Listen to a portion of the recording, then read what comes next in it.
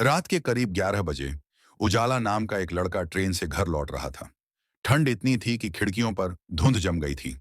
Train जंगलों के बीच से गुजर रही थी। अचानक एक झटका लगा और ट्रेन रुक गई। घोषणा हुई, यात्रीगण ध्यान दें, तकनीकी खराबी के कारण ट्रेन कर्नाटपुर स्टेशन पर रुकी है। उजाला चौंक गया।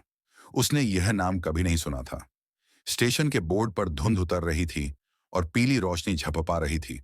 पूरा प्लेटफॉर्म खामोश, ना हॉकर्स, ना कोई गार्ड, बस हवा की सनसनाहट। लेकिन अजीब बात, जैसे ही ट्रेन रुकती, कोई भी डिब्बे से बाहर नहीं उतर रहा था, जैसे सबके अंदर डर हो। उजाला खिड़की से बाहर झांका। स्टेशन पर एक बुजुर्ग आदमी लालटेन लिए खड्डा मुस्कुरा रहा था और उसकी आंखें बिल्कुल सफेद थीं, बिना पुतलियों के। वह सीधे उसे ही देख रहा था और फिर उसने हाथ से इशारा किया, उतर, नीचे उतर बेटा। दिल धड़क उठा, पर उत्सुकता डर से बड़ी थी। उजाला उतर गया। ट्रेन ने सीटी मारी और धीरे धीरे आगे बढ़ने लगी। पर जैसे ही उजाला प्लेटफॉर्म पर उतरा, उसने देखा, ट्रेन के खिड़कियों में बैठे सारे लोग उसे घूर रहे थे, लेकिन उनके चेहरे धुंधले थे, जैसे जीवित नहीं हों। ट्रेन चली गई और प्लेटफॉर्म पर सिर्फ उजाला और वो लालटेन वाला बूढ़ा रह गए। बूढ़ा बोला, कर्नाटपुर में आपका स्वागत है। यहाँ रास्ता खुद चुनकर नहीं आता बेटा, रास्ता बुलाता है। उजाला हैरान, मैं तो बस गलती से यहाँ उतर गया। बूढ़ा हंसा, यहाँ कोई गलती से नहीं आता। जैसे ही वे स्टेशन से बाहर निकले, पूरा गांव काले धुंध से ढका हुआ दिख रहा था। छोटे छोटे मिट्टी के घर, टूटी दीवारें और हवा में धुआं। सड़क खाली, लेकिन आवाजें भरपूर। कहीं बच्चे हंस रहे थे, कहीं औरतें रो रही थीं, कहीं कोई गाना गा रहा था, पर कोई दिख नहीं रहा था। उजाला डर गया। ये आवाजें किसकी हैं? बूढ़ा बोला, जो दिखते नहीं, वही सबसे ज्यादा बोलते हैं। उजाला जैसे ही एक मोड़ पर पहुंचा, उसने देखा, एक घर की खिड़की धीरे धीरे खुद खुली। अंदर सिर्फ अंधेरा, पर कोई उसे अंदर बुला रहा था। आ जा, तुझे तो पहले से इंतजार है। उजाला हिम्मत करके घर में गया। घर बिल्कुल बर्बाद था। मकड़ी के जाले, टूटी कुर्सी और मेज पर धूल से ढका एक पुराना बक्सा। बक्सा खुद ब खुद खुल गया। अंदर एक डायरी, पहला पन्ना, कर्नाटपुर गांव हर साल एक मेहमान को पकड़ता है। वो मेहमान कभी वापस नहीं जाता। उजाला का दिल धक से रह गया। अगला पन्ना, मेरे बेटे को भी गांव ने पकड़ लिया था। वो रात को आवाजें सुनता था और फिर वो भी उन आवाजों में शामिल हो गया। डायरी की आखिरी लाइन पढ़ते ही उजाला कंप आया। अगर तुम ये डायरी पढ़ रहे हो, तो गांव ने तुम्हें चुन लिया है। अचानक खिड़की अपने आप बंद हो गई। कमरा अंधेरे में डूब गया। एक ठंडी सांस उसके पीछे से गुजरी। डायरी पढ़ ली, अब बाहर निकलना मुश्किल है बेटा। उजाला बाहर भागा, पर जिसे गांव उसने शांत समझा था, वो अब बदल चुका था। हर घर की खिड़की में चेहरे थे, लोग नहीं बल्कि परछाई जैसे। उनकी आंखें लाल चमक रही थीं। गांव की सड़कें पिघल रही थीं, जैसे काला कीचड़ बनती जा रही हों। पेड़ उल्टा झूम रहे थे, जैसे हवा नीचे की तरफ बह रही हो। बूढ़ा लालटेन वाला दूर खड़ा मुस्कुरा रहा था। अब तुझे समझ आया? ये गांव जिंदा है और ये किसी को जाने नहीं देता।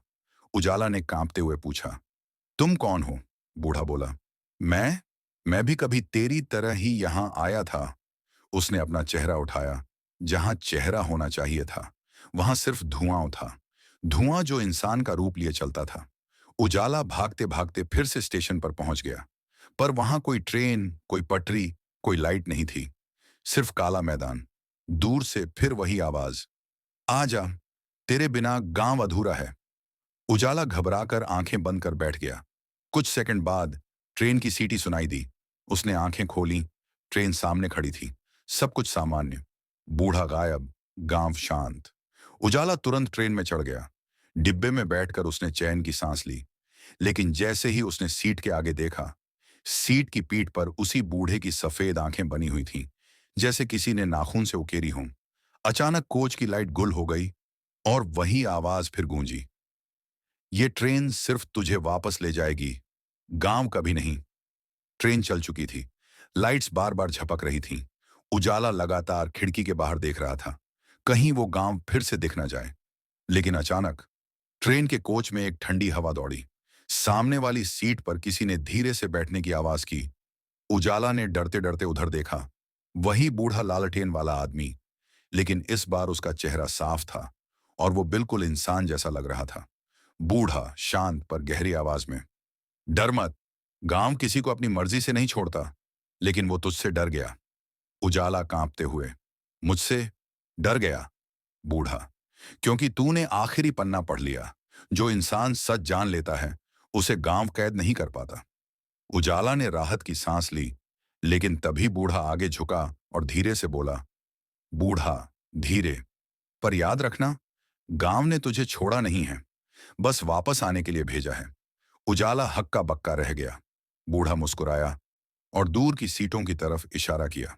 उजाला मुड़ा तो देखा, पूरे डिब्बे की हर सीट पर वही गांव के चेहरे बैठे थे। लाल आंखें, मुस्कुराहट, धुआं जैसे शरीर, सभी चुपचाप उसे देख रहे थे। ट्रेन की लाइट एक आखिरी बार झपकी और अगले ही पल पूरा डिब्बा खाली था।